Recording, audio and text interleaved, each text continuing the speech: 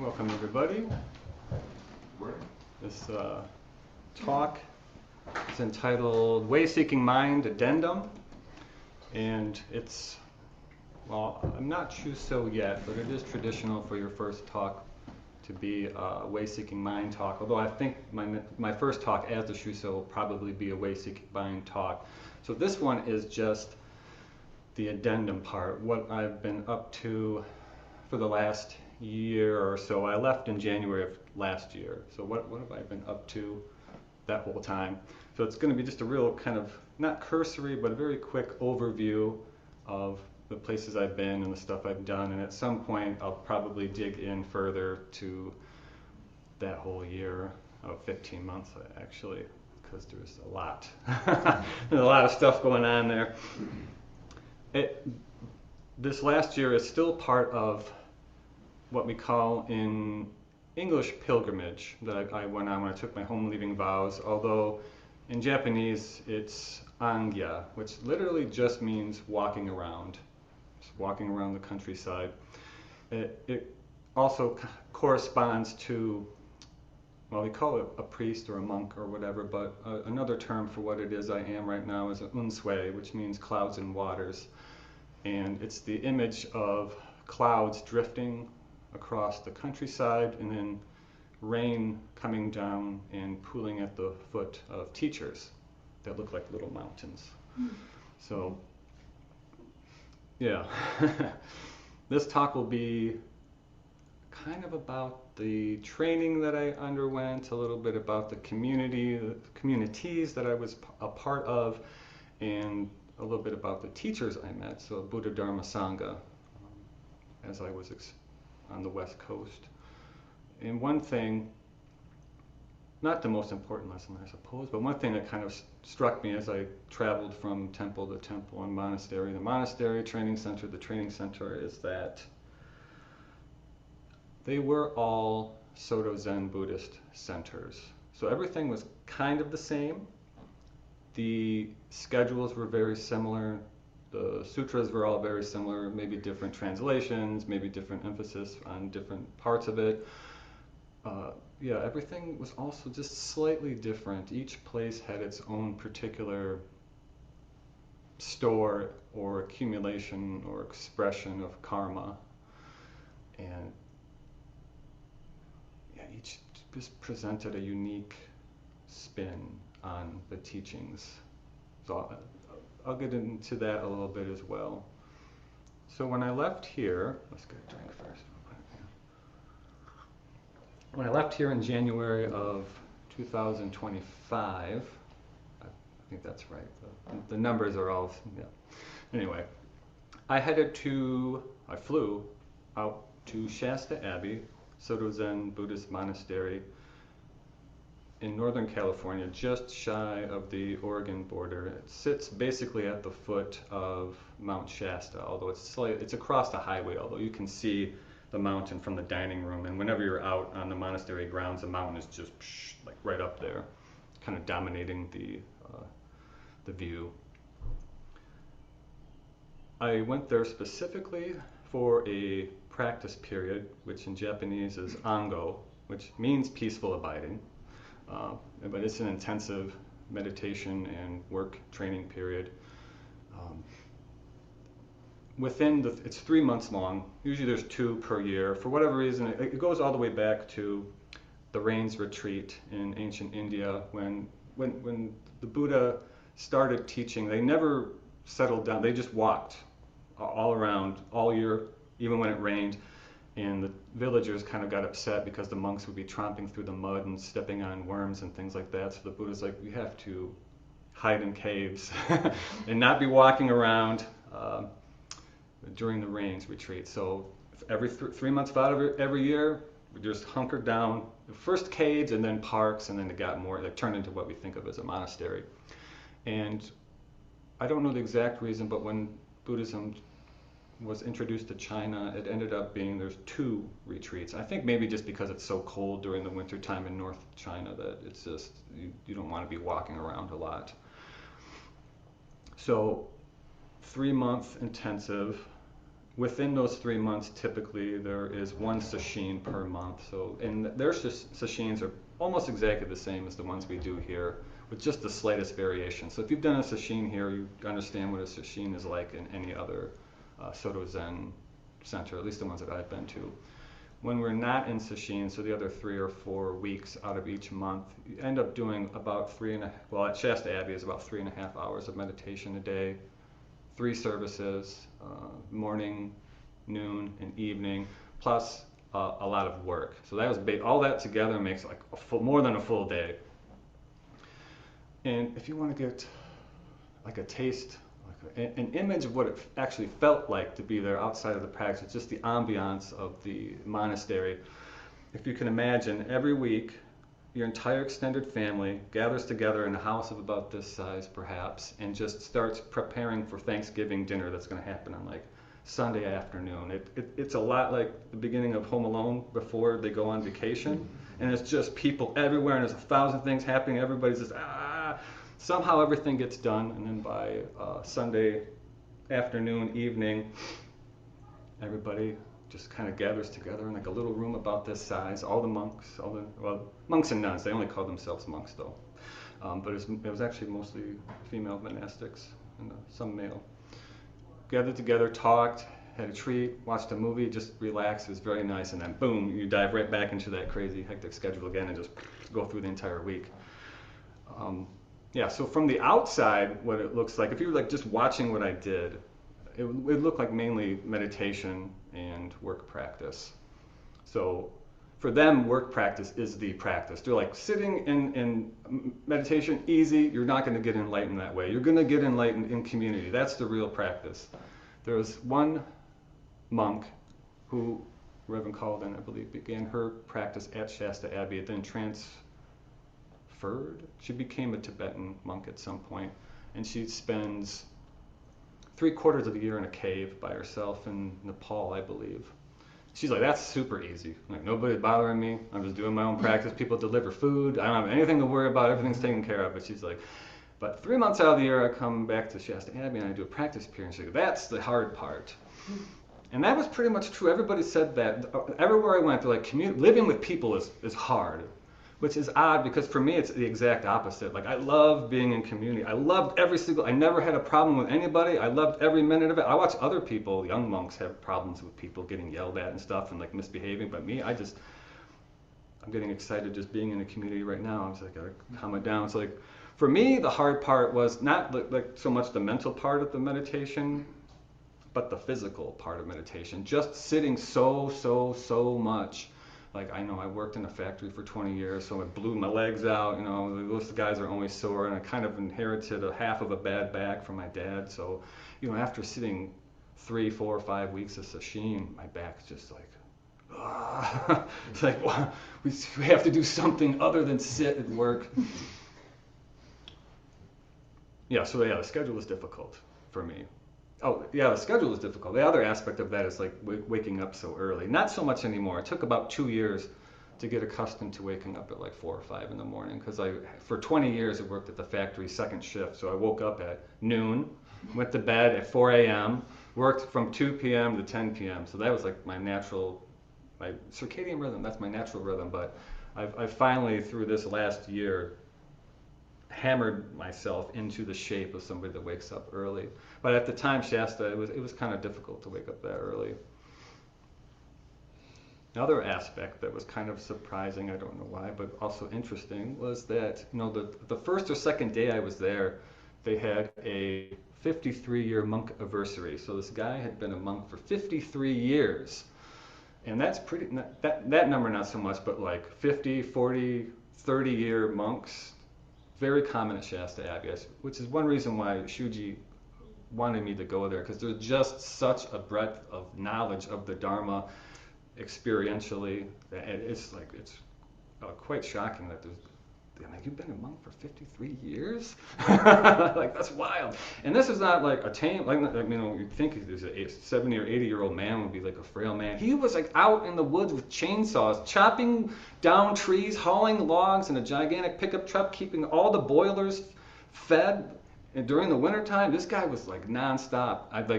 They put me out there once, and like I'm not that type of person. I was like, Jesus, I'm like gonna die out here. And they're like, okay, maybe Shinkyu can go back to the kitchen. But yeah, you think a monk's just someone that sits there all the time. No, some of them are like, get up and go, like nonstop. The energy just burns. So let's see, yeah, and the fact that you have people have been monastics for so long. Part of their job is to watch the young monks, because you're working in the kitchen. You're working side by side with them for hours and hours and hours a day, and it's their job and their obligation to kind of watch you and give you tips and kind of point out things you might not have noticed.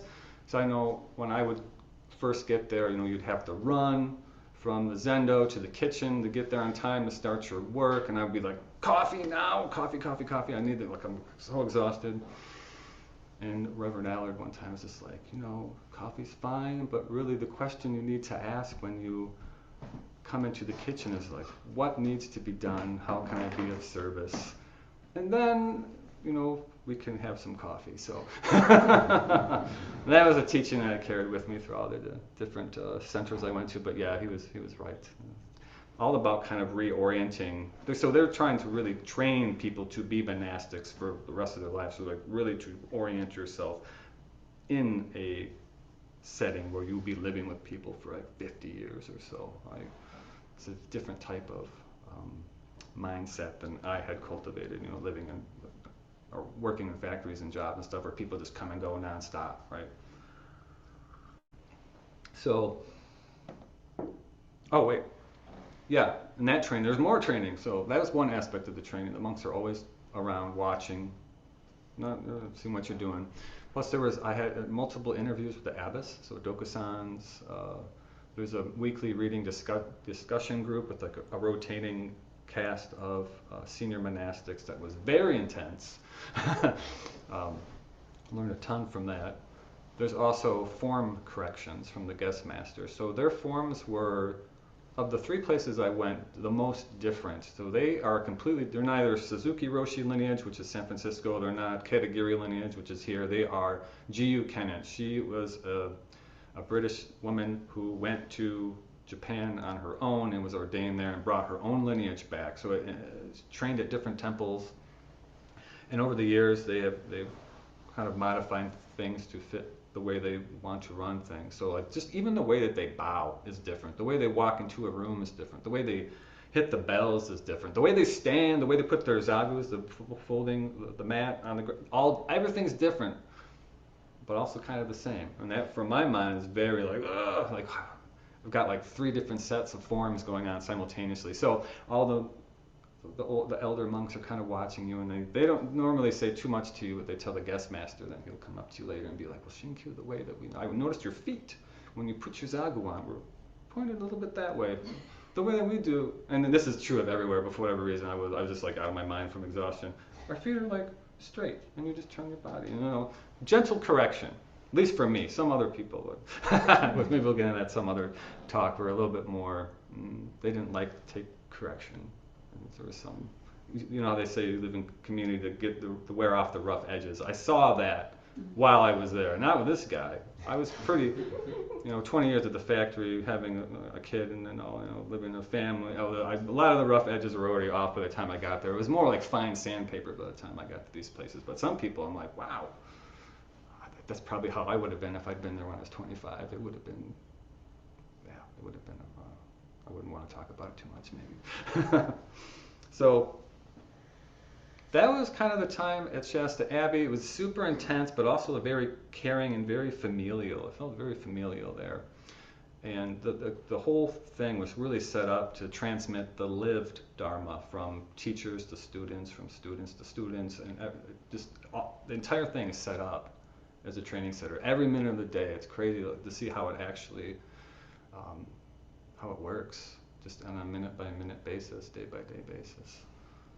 So from Shasta Abbey in the north, I took a Greyhound down to San Francisco Zen Center and City Center in the heart of San Francisco. Literally, you step out of it's not a monastery, it's a temple. You step out of the temple and it's just San Francisco. cars honking, people walking, tech people on like little scooters, like zipping around. It's very different. The cars that have no drivers, just driving everywhere, making these weird chords. It's like like you're sitting in bed late and you hear It's the driverless cars just everywhere in the city.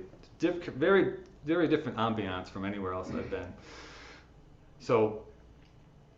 Yeah, San Francisco Zen Center is made up of 3 monasteries / temples / training centers. City Center is the main one, the urban temple that's just serves that community right in the heart of everything. Green Gulch Farm is in Marin County, so it's like a half hour, 40 minutes northwest in just the mountains, and it's pretty peaceful out there. And then Tassajara is Tassajara Zen Mountain Center training monastery that's a couple hours south in the mountains again from San Francisco. But I was at City Center at this point, and I was there for 9 months. So most of my time there, we had a 1-2 month Ango practice period, intense part, a little bit intense. So most of my time there was in the off season, where there was a lot less meditation, maybe an hour and a half a day, but much more work. So my job at Shasta Abbey was to basically chop vegetables and set up clean tables and wash dishes and stuff like that. At City Center, I was on the Temple Care Crew, TCC, where we cleaned the 21 toilets, mopped all the floors, like 3 floors, 4 floors, 3 floors, something of that, lots of floors, moved furniture around from rooms, cleaned the altars every day, like gotta clean that koro out, sift all the stuff out, make it look good. If the abbot sees that he doesn't want to see that there's stuff in there. Sweeping the Zendo out, sweeping the Dharma hall out, because the Dharma hall and Zendo were 2 different places, setting up the halls for Dharma talks, so anything that the physical manipulation of the building itself, we probably were part of that. The main thing, at the beginning was toilets, which was my favorite actually. Was you close that door, it's like hermetically sealed, and it's just you cleaning. So nice, love it. Nobody, people were like, ooh, clean toilets. I'm like, yes, get me in there. Just let me clean that guy. Let me look good. I became known a bit as a toilet person while I was there. Yeah, what are you gonna do? Another thing about Zen Center is that so at Shasta Abbey, everybody wore robes always, every day, maybe not to bed, I don't know what they wore to bed, but if you were out of your room, you were in robes always. San Francisco, everybody was in jeans, t-shirts, if they had a rakusu on, who knows? So you kept finding out that people were priests. You're like, oh, you're a priest too? Like, priests everywhere. Nobody knew because they're all incognito, at least to me, because I hadn't, you see them become priests and then but yeah, priests just coming out of the woodwork everywhere there. Let's see. Along those lines, it is a training center, training temple. Like a lot of my time, other than cleaning and meditation, was spent in learning things, like learning to ring the bells, learning to do the various services, learning to participate in the various ceremonies. There's a whole ceremonial calendar, like every month there's like 1 or 2, maybe more ceremonies that have to happen, and where they bring in the Mahasangha, the people who live outside of the temple.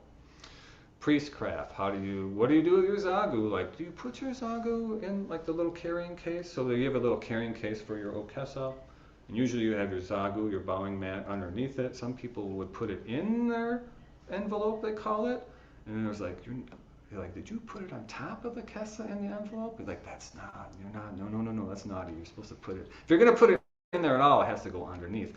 Like things like that like you would never, I guess I could talk to Daishin. Like he's the only person, but this was like conversations that happened every day, all the little fine details of being a priest that you might not even think about.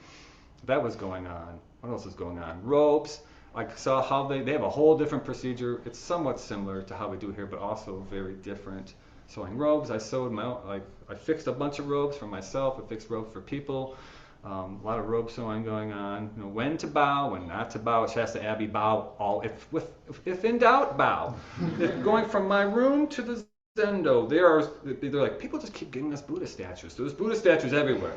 And every time you walk past one, you're supposed to bow. Even the one that's like 50 feet out in the yard, you're like, And whenever you see a monastic, you're also supposed to bow. So when you're going to your room to the zendo, you're going to probably bow like 12, 13, 14, how many, if you get a busy day, it's going to be a lot. San Francisco, do not bow, Shinkyu. You're bowing too much. Don't bow on the stairs. Don't bow to people on your way to the bathroom. Don't bow to your people on your way from the bathroom. Don't bow to people in the kitchen. Don't bow when we're in work period. I'm like, well, this is one of these things that you learn, that the forms are really just, people set them up at a place and they're very important there, but they do not translate elsewhere. So their form there, I was learning. Trying to get that out of my body. I was someone that loved to bow. You don't have to say anything. You see someone and just, not at City Center. Then you'd hear people talking in meetings about not bowing. I'm like, why are they talking about me? Because I'm still bowing on the stairs. Like, it's very dangerous. Let me see, bows, we got urban temple. That's right, yeah. So this temple was one of the main destinations so the way that they set up, if you want to become someone that lives at the monastery there, at the temple there, the first thing you have to do is become a guest student for 2 to 6 weeks. And the main hub is really city center, so you'll have people come in. And it takes about a week before the first week you're at the place. You're like, I have no idea what is even happening. This is an insane way to live. And by the time you get to the second week and you've seen all this stuff happen before, you're like, oh, okay, I know what I'm supposed to do now. And then your 2 weeks ends. You're like, I guess I'm going to go home. So the temple care crew, the cleaning crew, is where a lot of people would end up for their 2 weeks. Some people went to the kitchen. They never allowed me in the kitchen there for some reason, although I do know how to cook. You would help people out about orienting themselves into the temple life. Just week after week, new people come and go, and some people would eventually come back. And then when you come back, you are a work practice apprentice, which I was. And it's anywhere from like a month, 3 months to 2 years. After 2 years, then you're on staff, and then they've got you. So they're like, I'm like, 9 months sounds good. I don't. Being on staff sounded ominous to everybody that was on staff. I still don't know really what it meant, but so yeah, a lot of new people, younger people, older people, people from all around, Germans, people from South America, just coming in, finding out what it's like to live at a Zen center for a couple weeks, and then they're gone. Sometimes they come back. Yeah, but it was very kinetic environment. On top of that, if you were a work practice apprentice, a WPA like I was, you're supposed to have a practice leader, which was a senior person. If you were a Shuso, you could be a practice leader. So anybody who was Shuso or above could be a practice leader. And you would just basically sit down and talk about whatever your practice at City Center. If you're having problems with meditation, a lot of people are having problems with other people. You'd see like 3 sets of shoes outside the tanto. So the tanto is you could call it head disciplinarian, but I think the Japanese means like the bringer of joy. So somewhere, don't quote me on that, but someone did say that. I didn't double check. They'd be like, oh, then you hear later like people in the kitchen had problems with each other. There was like a big fight. I'm like, really? Everybody on the TCC, we all love each other. It's very strange. Living in community apparently brings things out in people that they didn't know that they had. So yeah, and also the practice discussion, a big part of it too is that Zazen is considered like a very difficult form of meditation where they just kind of throw you into the water. And the idea is that you then work with teachers, senior monastics, whatever, and you talk about what's happening. It's supposed to be like this wordless transmission. It sort of is while you're doing it, but it also built into the practice is reliance on people who are ahead of you on the path and talking about like, man, something crazy happened in Zazen, and like this thing came up, and you're like, oh, and of course, if you're working with someone that's been doing this for like 30, 40 years, they're like, let me tell you about it. So that's kind of built into the whole scheme of this. Even on top of that, like the learning was nonstop. Dharma talks, 2 Dharma talks a week, and sometimes it was a Dharma talk a day if we were in an intensive. Teachers from around the world, people that write books, smart people. I'll say not so smart. Everybody's smart, but even smarter than smart people coming in, people that are very experienced in the practice, coming in, giving talks, workshops, trainings, intensives, Zoom discussions with like people that founded the like there's so much learning going on. It was like incredible. This is my favorite thing. All I ever want to do is learn things. And all of a sudden they're like, you have to learn things. And some people are like, I don't want to learn so much stuff. And I'm like, this is exactly what I've been wanting forever. So much learning going on. It's incredible. Like it really is a training place, and you learn so much. Like you have to. You can't not. They make you learn, even if you don't want to. If you want to live there, you gotta learn. Just gotta.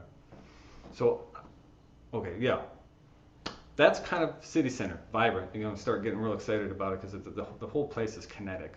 A lot of youthful energy, very connected to the city of San Francisco. Has that, whatever that San Francisco vibe is. I could never quite figure it out, but really just it feels like an atom bomb going off. There's so much energy trapped into this place.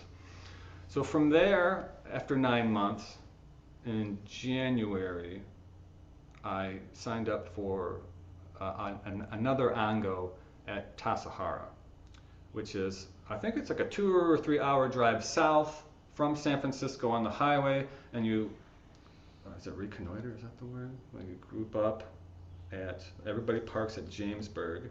It's a little tiny burg on the side of the mountain, and you drive an hour into the mountains, like Indiana Jones style, like these mountains that have like roads blasted into them in like the 1800s, and like an abyss on the other side. And you're just going very slow, all for an hour, away from civilization into like the depths of the wilderness.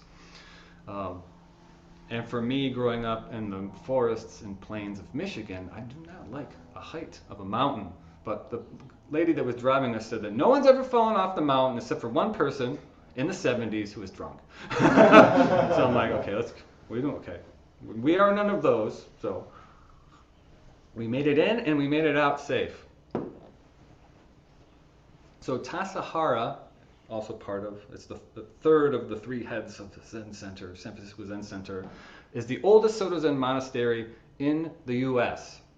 It was founded in 1967, so it's less than 100 years old. I'm reading about all these ancient Indian and like Chinese and Japanese monasteries that are like 700. Oh, like 100 BC. So we are very new to this, but the practice is quite incredible there.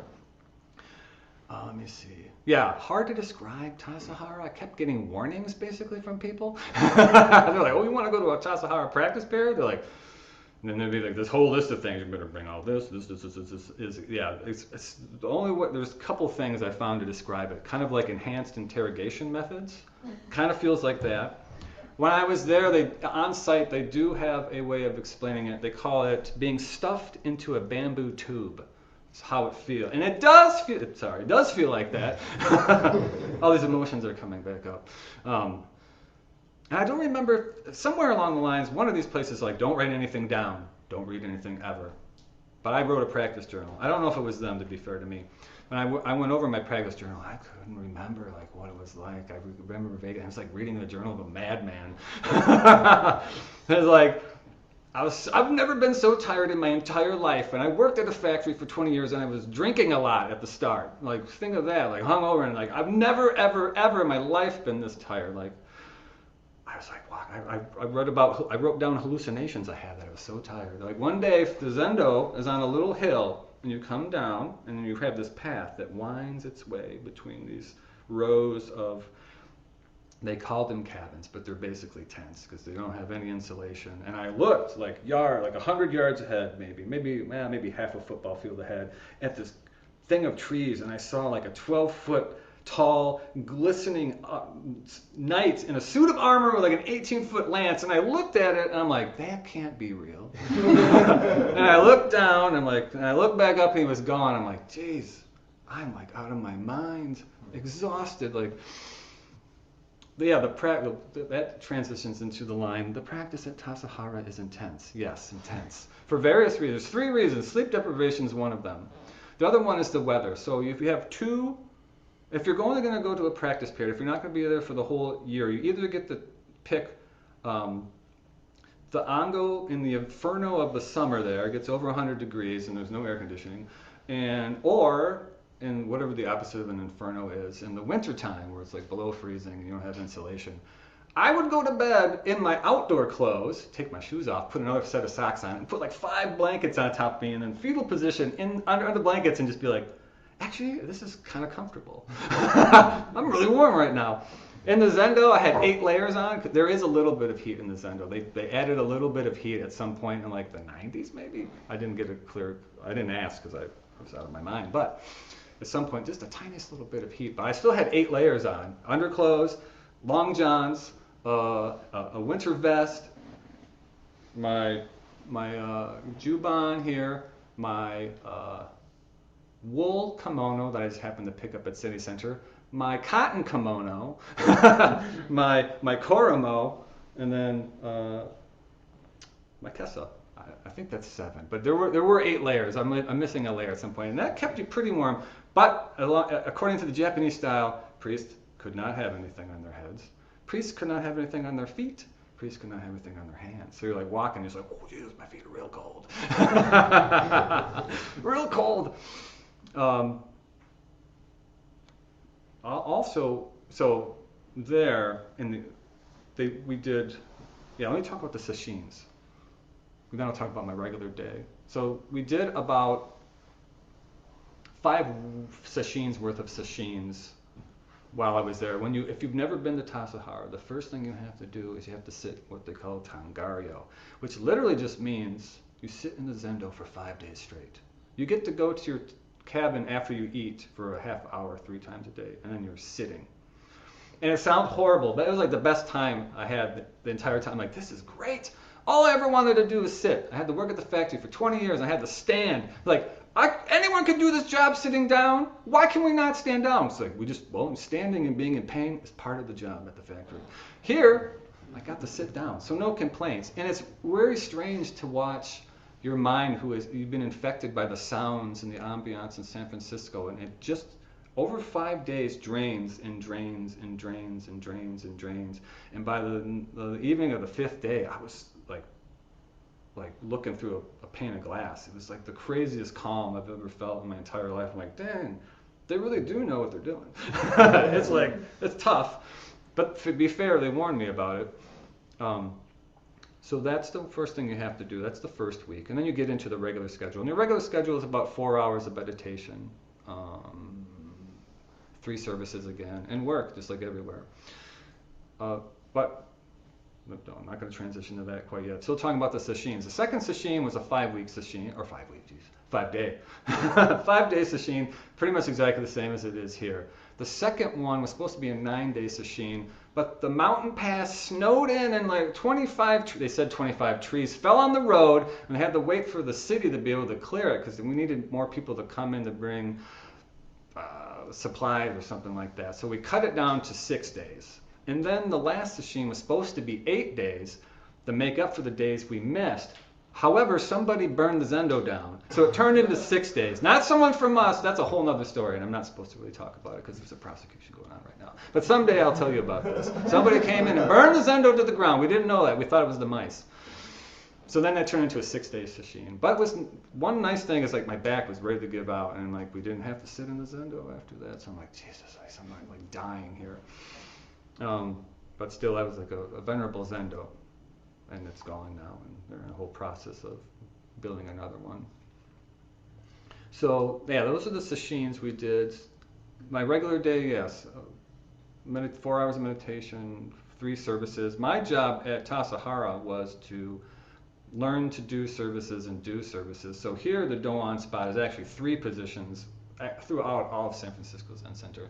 One person is the chant leader, the Kokyo. One person just rings the bells, the Doan, and one person just does the Makugyo, the Fukudo, I believe. And then the other job I had was basically what Daishin does during Oryoki. Like you stand at the back of the hall and you're like, we watch and make sure when everybody's done, you like step through the door and you're like motion the servers out, and like you're controlling the flow of the events of Oryoki while you're like, I was so tired, I would fall asleep standing there. I would fall asleep serving food for like one of those little micro sleeps, when people are like, they're driving their car and they're like, oh, I would just be like walking through the Zendo like, huh! Somehow trying to learn all these things. And like part of that job is you would do the service, but then we had like hours, like 2 or 3 hours a day where we would just go over the service with the Eno, who was the, kind of our boss in the Zendo, and just go over like how did it go, and then we talk about. And everybody had things to say, but I was so out of my mind. I'm like, I don't even know if I'm alive right now. I'm so tired. Like, how do people remember anything? But I did learn like to do like Doan, pro Doan. You start off very rough, and by the end of 3 months, you have to be good. And it would have been nice to do another 3 months, because then I knew what I was doing. But then it's just like kind of like with the 2 weeks at City Center for people. You know what you're doing? Like, okay, bye-bye. I'm like, dang it.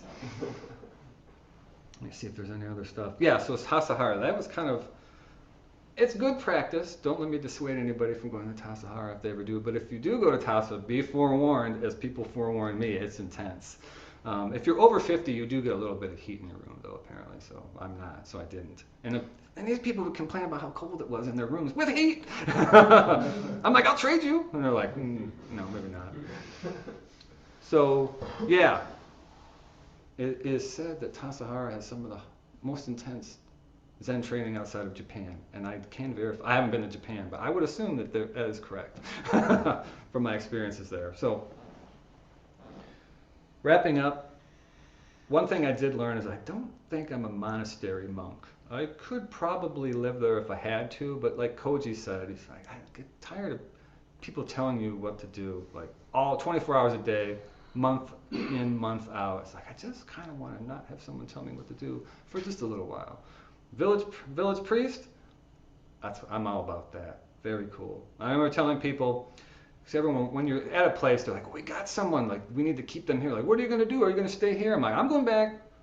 I'm hoping to go back. So at the point I was telling them, I'm hoping to go back to Omaha. I want to go back to the Zen Center. And they're like, ew, what's in Nebraska? Like, these are East, West Coast people. I'm like, you don't understand. It's a great place. And they're like, kind of skeptical. And I would love to tell people from San Francisco that their food is just not as good as it is here. And they're like, what? Are you, at least the stuff that I like, baked goods, ramen, I'm like, it's way better than your guys'. Your guys' stuff's actually bad. And they're like, what? Their minds, like, talking of an enlightenment experience and like blowing their preconceptions out of their mind, telling people that, they couldn't even, it's like you're speaking an alien language. They didn't even know what you're saying. But yeah, I looked forward, the whole time I just want to get back. I just want to get back to Nebraska. I'm so tired of the monastery. I just want to be able to not have to do another service. So the third one today.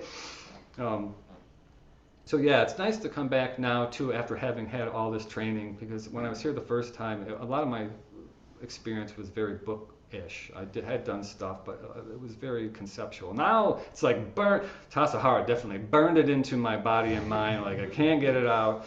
I see things now that I didn't see before. It's very strange how it was very effective training for whatever they were doing. However much it blew like my brain out of my mind out of my brain, whatever.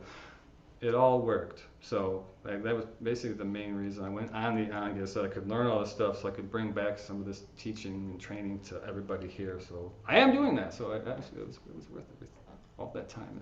I don't know if I call it heartache, but it all worked out. So thank you. If there's any questions.